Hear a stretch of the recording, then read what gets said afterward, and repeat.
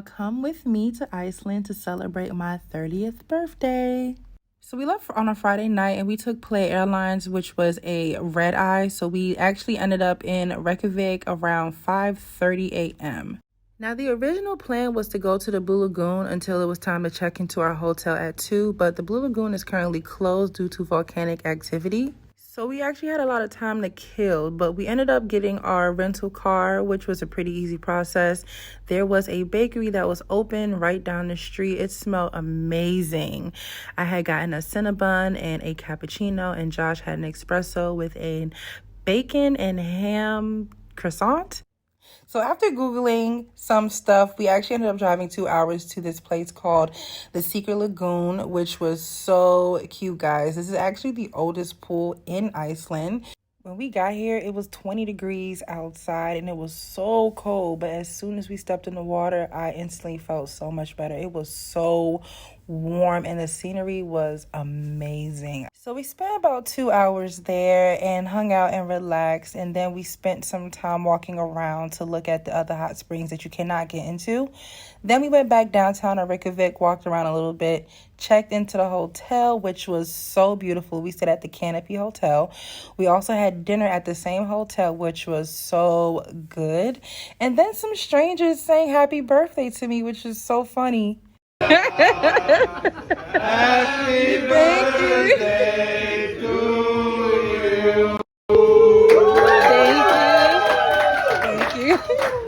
After we had our delicious dinner and desserts, we went out for drinks and ended the night. Hey y'all, here's day 2 of my 30th birthday trip in Iceland. So we started off with some breakfast, got some ginger shots. Then we spent most of the morning at the Sky Lagoon, which was amazing. Then we found this little chicken spot on the way back to the hotel, so we had to try it. It was alright, like a 7, maybe a 6. Anyway, we did some sightseeing, beautiful scenery, hung out downtown, see what they had going on. And if you know me, you know I love art, so I found an art gallery, and the art was pretty cool there. It's nice to see their culture and how their artists express themselves.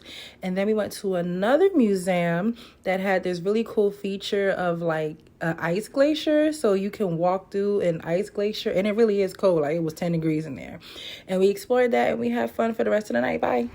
During my trip in Iceland, we went to the Sky Lagoon, and it was probably the highlight of my trip. We were able to snag last minute tickets that was available for 9 a.m., which is when they open. Once we checked in, we went to take a shower, like a full shower, which is what you're supposed to do before you go into the lagoon. Once we walked in, the sun hadn't come up yet, so we spent a long time just hanging out. We watched the sun come up. We got some mimosas, and it was a really fun time. I had my swimming cap on because I had braids, and if you know, braids take 1,000 years to dry. We had great views of the ocean. It was so beautiful, and also the water was warm. The scenery was amazing.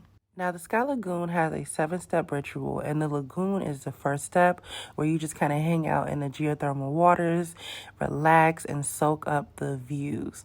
Now, when it was time to do the ritual, we actually skipped the cold plunge because we didn't know that was next. We ended up going into the sauna, which was very hot, but the view was actually insane. Then we jumped into the cold mist, which I think had like a lemongrass scent. Then after that step, you do a body scrub with almond oil and you scrub yourself down. Then you go into a steam room, wash it off, and then you jump into the cold plunge. It was insane. I would rate this experience a 20 out of 10.